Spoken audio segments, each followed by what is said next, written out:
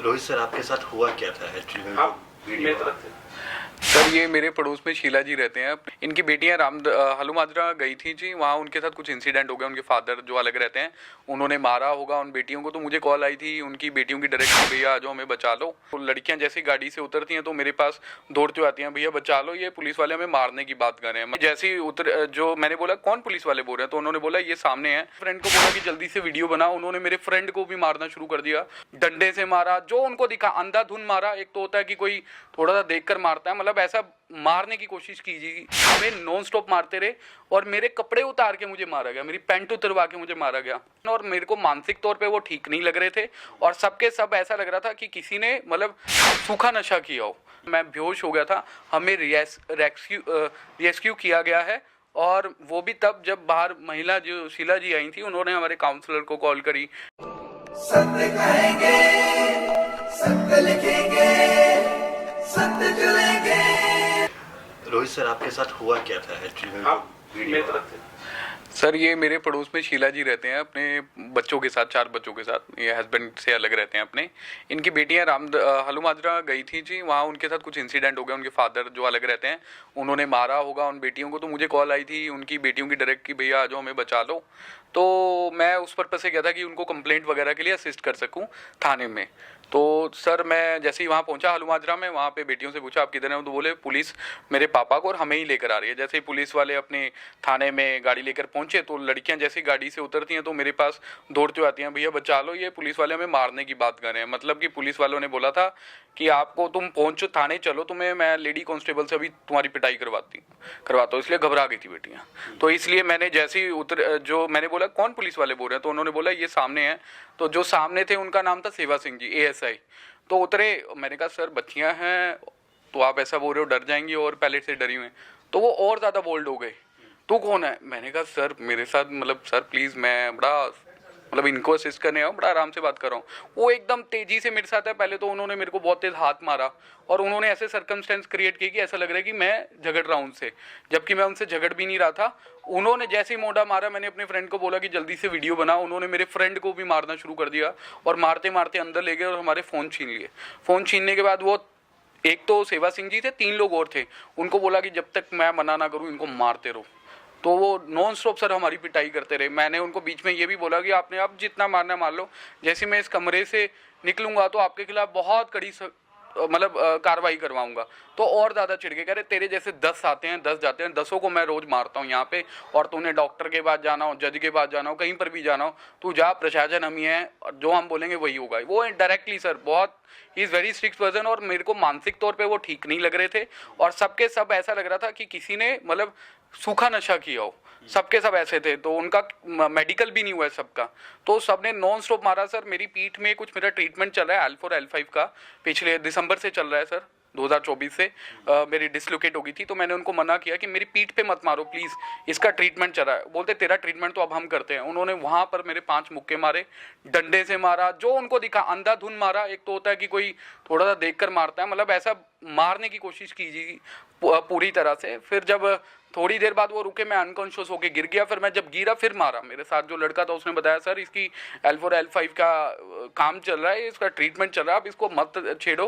तो वो भी नहीं बोले, कह रहे ऐसे 10 आते हैं। उसने जब मैं लेटा था तो मुझे तब भी मारे, मेरी लातें मारी। पर लेटने से पहले जब मैं बहुत ज़्यादा उनको जवाब दे रहा था कि आप नहीं बचोगे, आप जो कर रहे हो ये गलत काम कर रहे हो, सारा जो आपने की है, मेरा तो कोई कसूर नहीं। और मेरे साथ जो लड़का था गोविंद, उसको भी सिमिलर उतना ही पीटा है क्योंकि वो वीडियो बना रहा था। तो हमने रिक्वेस्ट करी हमारे फ़ोन दे दो, ये कर दो, कुछ नहीं। वो बस नॉन स्टॉप आंखें बंद करके बिना किसी खौफ के कि क्या होगा क्या नहीं होगा, हमें नॉन स्टॉप मारते रहे और मेरे कपड़े उतार के मुझे मारा गया, मेरी पैंट उतरवा के मुझे मारा गया। तो अभी आपने कोई कानूनी कार्रवाई की है? आज मैं SSP मैडम को देकर आया हूँ लेटर।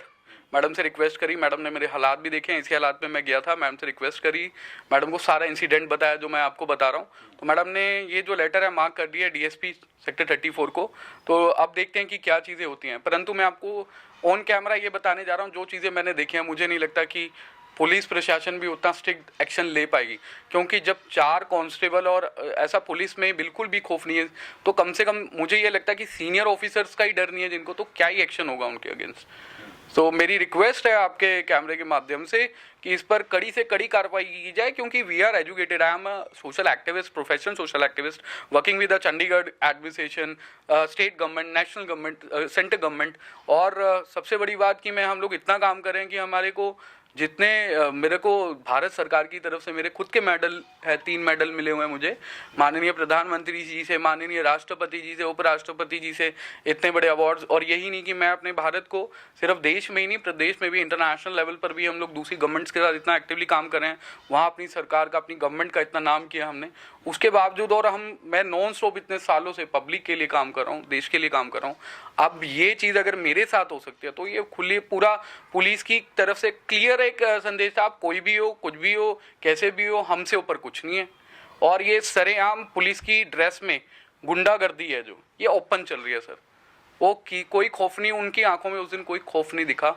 और जो सबसे इम्पोर्टेंट बात थी, हमें एंड तक पुलिस ने नहीं छोड़ा, मैं बेहोश हो गया था, हमें रेस्क्यू किया गया है।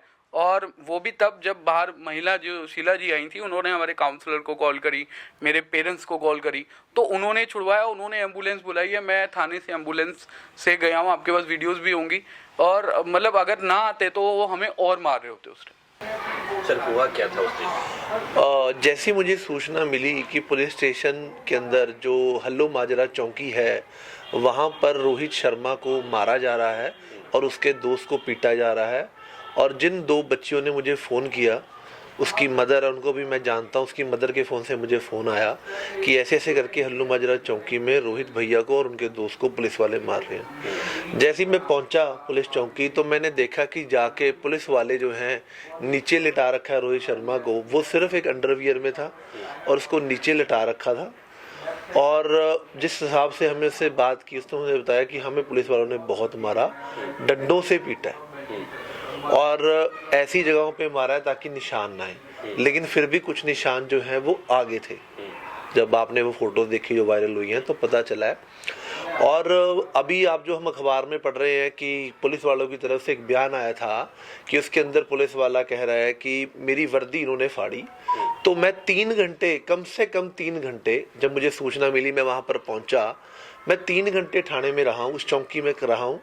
मेरे साथ नरेश पंचाल नॉमिनेटेड काउंसलर और हल्लो माजरा से जो पार्षद है गुरचरण काला जी, और तीसरा मैं, मेरा एक दोस्त मेरे साथ, हम 4 लोग थे।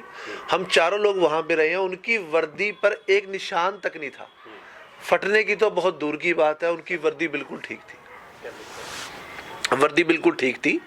तो ये जो अभी ये पुलिस गोल मोल जो बातें कर रही है कि उन्होंने हमारी वर्दी फाड़ी, ये सरासर गलत है।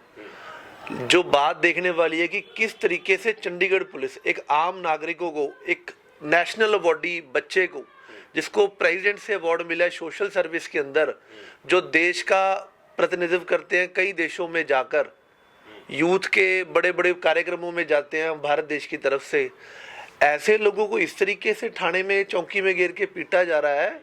तो मुझे लगता है चंडीगढ़ की जनता अब सेफ नहीं है, पुलिस वाले ही गुंडागर्दी पर उतर आए हैं।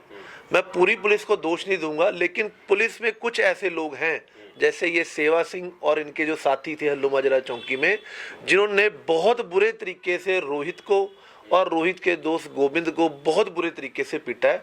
मतलब इतनी दर्दनाक घटना मैंने कभी आज तक देखी नहीं थी। मेरी भी 34 साल की उम्र हो गई है, लेकिन ये सबसे दर्दनाक हादसा है जो मैंने शहर में देखा कि किस तरीके से पुलिस वाले बच्चों को पीट रहे हैं। और मैं चाहूँगा कि चंडीगढ़ पुलिस इस पे कार्रवाई करे। जिन भी लोगों ने गलत काम किया है उस चौकी के अंदर, उनके ऊपर सख्त कार्रवाई हो, चाहे वो 5 लोग हैं, चाहे वो 10 लोग हैं, उनके ऊपर तुरंत कार्रवाई होनी चाहिए। ये मेरी नहीं बल्कि चंडीगढ़ की जनता की बात है।